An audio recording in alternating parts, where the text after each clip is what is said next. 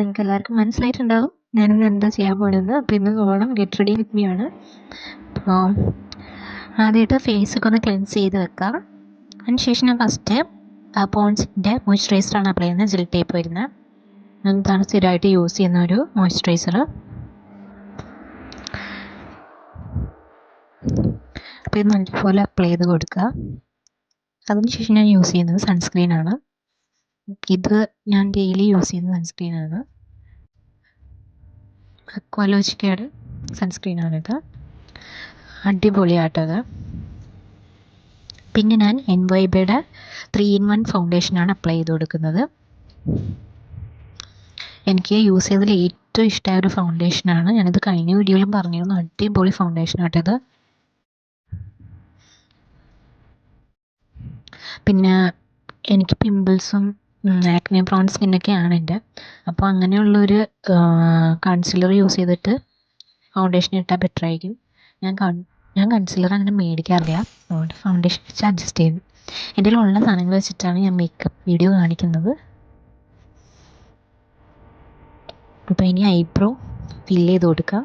ഞാനൊരു brown shade ആണ് എടുത്തിരിക്കുന്നത്. അപ്പോൾ അത് വെച്ചിട്ട് ഐബ്രോ ഫില്ല് ചെയ്ത് കൊടുക്കുന്നുണ്ട്. പിന്നെ ഇത് ലിപ്പ് ആൻഡ് ചീക്ക് ടിൻ്റാണ്. പക്ഷെ ഞാനിത് ഐ ഷാഡോ ആയിട്ടാണ് യൂസ് ചെയ്യുന്നത്. അപ്പോൾ ഇത് ഇട്ട് കൊടുക്കുന്നുണ്ട്.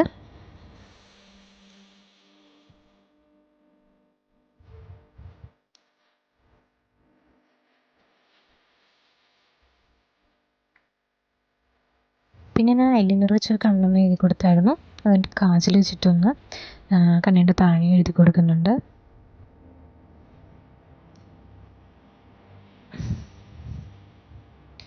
അതിനുശേഷം നെക്സ്റ്റ് ലിപ്സ്റ്റിക്കാണ് ഇട്ട് കൊടുക്കുന്നത്.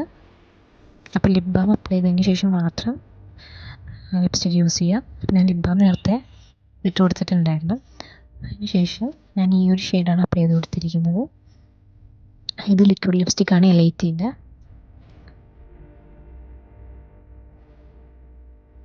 അതിട്ട് കൊടുത്തിട്ടുണ്ട്.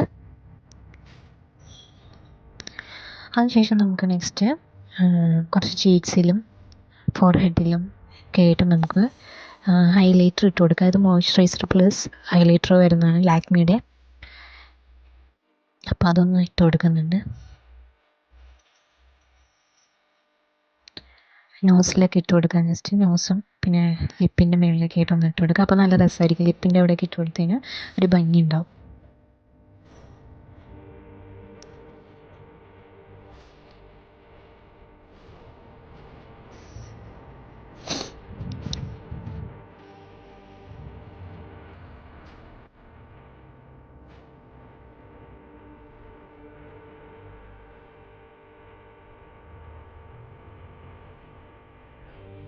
അപ്പോൾ ഇനി എന്താ ചെയ്യേണ്ടതെന്ന് നോക്കിയിരിക്കുകയാണ്. അപ്പോഴാണ് ഞാൻ മറന്നുപോയത് ഐലാഷ് ഒന്ന് കെയർ ചെയ്ത് കൊടുക്കുക. ഇപ്രാവശ്യം ഞാൻ മസ്കാര യൂസ് ചെയ്യുന്നില്ല. ഐലാഷ് കെയർ മാത്രമേ യൂസ് ചെയ്തിട്ട് ഐലാഷ് അപ്പോൾ നല്ല ഭംഗിക്കായിരിക്കും. അപ്പോൾ മസ്കാര യൂസ് ചെയ്യേണ്ടെന്ന് വിചാരിച്ചു. അതിനുശേഷം മുടി ഒന്ന് ജസ്റ്റ് ഒന്ന് പുട്ടപ്പ് ചെയ്ത് കൊടുക്കുക. മുടി ഇങ്ങനെ എടുത്ത് ജസ്റ്റ് ഒന്ന് വാരിക്കെട്ടി ജസ്റ്റ് മുടി ഒന്ന് ചുരുട്ടിയിട്ടാണ് പുട്ടപ്പ് ചെയ്ത് വെക്കുന്നത്.